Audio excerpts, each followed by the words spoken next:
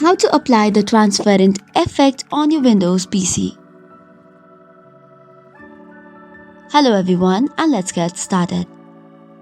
Applying a transparent effect on your Windows PC typically involves adjusting different kinds of transparent wallpapers through the see-through, allowing users to see what's behind them.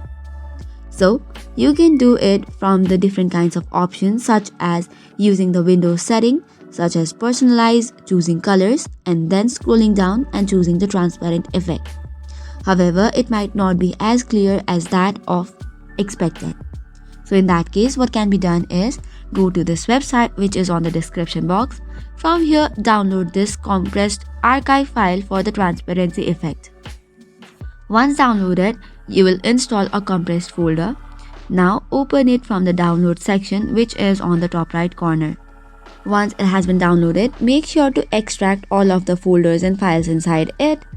And once extracted, tap on this System Transparency option. It is a .exe file. If you double tap on it, it will then ask for permission.